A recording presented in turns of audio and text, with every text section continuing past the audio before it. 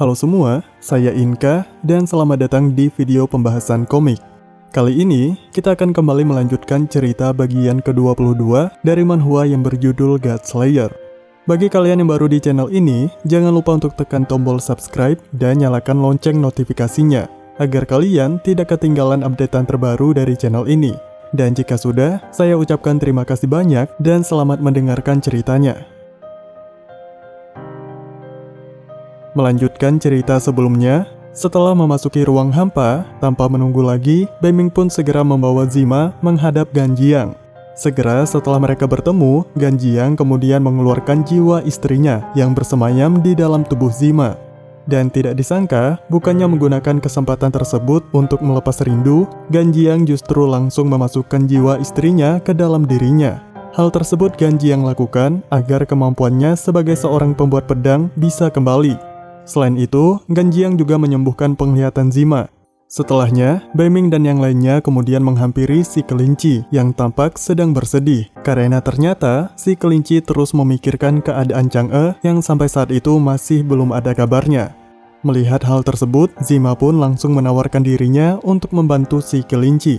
Dan tidak butuh waktu lama, Zima berhasil mendeteksi keberadaan Dewi Chang'e. Namun kabar buruknya, di saat bersamaan, Zima juga merasakan kehadiran kekuatan iblis yang begitu besar yang berada di dekat Dewi Chang'e. Dan diperkirakan jika kekuatan tersebut melebihi dari kekuatan Beiming saat ini. Mendengar perkataan Zima, si kelinci tentu saja menjadi semakin khawatir. Dan untuk menenangkan si kelinci, Beiming lalu berjanji jika dirinya akan segera menyelamatkan Dewi Chang'e segera setelah pedang buatan Ganjiang selesai.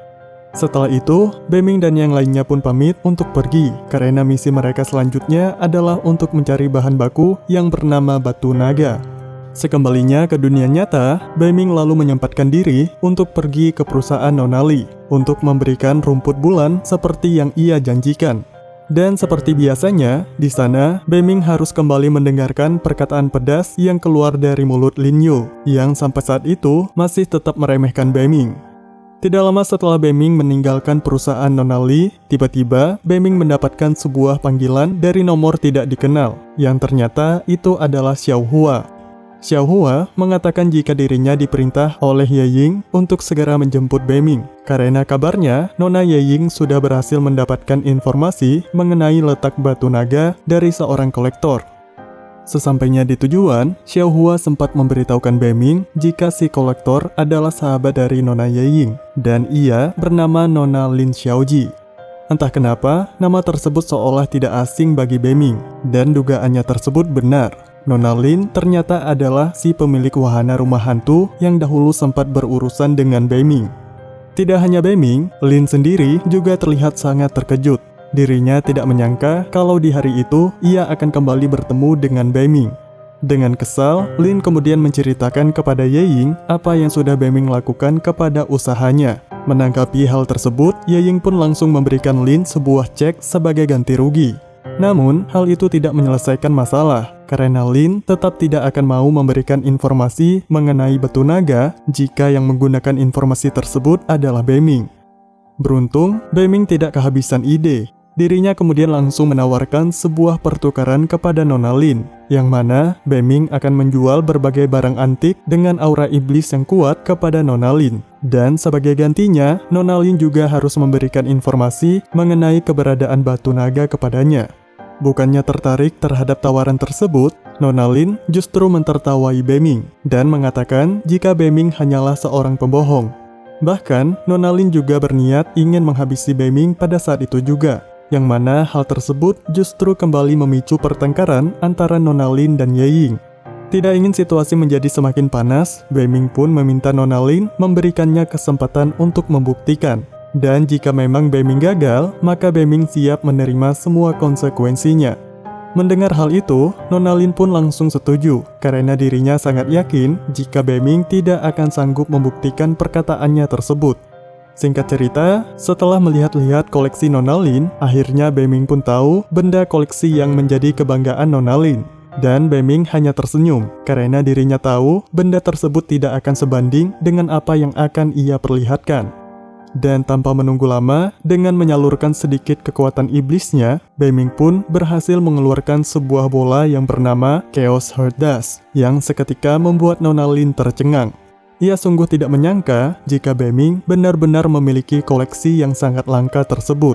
Dengan cepat, Nona Lin lalu meminta maaf kepada Beiming atas apa yang sudah dirinya lakukan. Dan Nona Lin juga memohon agar Beiming mau menjual benda tersebut kepadanya.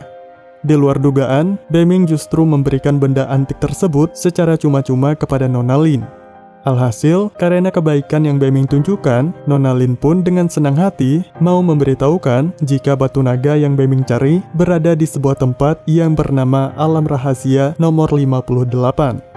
Berhubung Beiming tidak memiliki informasi mengenai alam rahasia nomor 58, ia kemudian memutuskan untuk meminta bantuan dari Muruksu. Dan singkat cerita, Muruksu kemudian meminta Beiming untuk menemuinya di rumah temannya, karena kebetulan Muruksu sedang ada urusan di sana. Tidak butuh waktu lama, Beiming pun akhirnya sampai di tempat tujuan, dan tidak lama berselang, Muruksu juga tiba.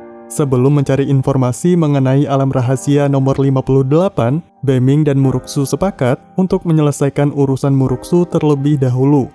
Kedatangan mereka berdua kemudian disambut oleh teman Muruksu yang bernama Xiaoxi, si gadis yang dahulunya pernah Beiming tolong.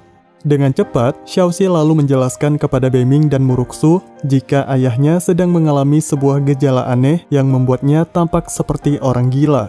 Xiaoxi mengatakan jika ayahnya mengaku seringkali mendengar bisikan-bisikan yang memintanya untuk melakukan sesuatu yang tidak masuk akal. Dan sebagai imbalannya, kelak ayah Xiaoxi akan mendapatkan kehidupan yang abadi.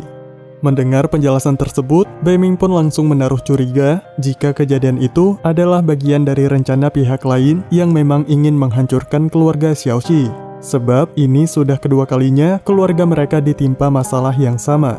Tanpa menunggu lagi, mereka bertiga lalu segera masuk dan menuju ke ruang ayah Xiaoxi. Namun, si penjaga yang bernama Hu malah seolah-olah berusaha menghalangi mereka. Walaupun pada akhirnya Xiaoxi tetap diperbolehkan masuk bersama dengan Muruksu, sementara Beiming diminta untuk tetap tinggal. Sejak awal, Beiming memang sudah menaruh curiga kepada Hu. Namun, dirinya berusaha menahan diri hingga pada akhirnya Beiming pun tahu kalau Hu ternyata sedang dikuasai oleh sosok roh jahat. Tentu hal tersebut bukanlah masalah besar bagi Beiming, karena hanya dengan sekali serangan saja, Hu sudah tidak mampu untuk bangkit lagi. Tidak lama berselang, terdengar sebuah teriakan keras dari dalam ruangan ayah Xiaoxi. Sontak, Beiming pun segera bergegas masuk ke dalam. Dan betapa terkejutnya Beiming mendapati jika ternyata ayah Xiaoxi juga dipengaruhi oleh sebuah kekuatan jahat yang cukup kuat, yang bahkan mampu membuat Muruksu tidak berkutik. Beiming yang sudah kesal lalu memperingati Paman Yi untuk segera melepaskan Muruksu. Namun sayang, peringatan tersebut tidak dihiraukan sama sekali oleh Paman Yi. Berhubung tidak ada cara lain, Beiming pun terpaksa menggunakan cara kasar untuk menghentikan aksi gila Paman Yi. Walaupun sempat terjadi perlawanan dari Paman Yi, tapi dengan kekuatan Beiming yang sekarang, hal itu tentu bukan masalah baginya. Dan setelah Beiming berhasil menangkap Paman Yi, barulah ia tahu kalau yang menjadi penyebab kekacauan tersebut adalah sesosok iblis yang bersembunyi di telinga Paman Yi. Yang mana menurut Tengu, iblis yang mereka hadapi itu adalah salah satu iblis yang langka. Beiming yang penasaran dengan dalang di balik semua kejadian itu, kemudian meminta si iblis untuk mengatakan siapa yang sudah menugaskannya. Dan sebagai gantinya, Beiming akan mengampuni segala kekacauan yang telah ia perbuat. Tapi sayang, si iblis tetap tidak mau buka mulut. Dan justru, dirinya malah berusaha menyerang balik Beiming.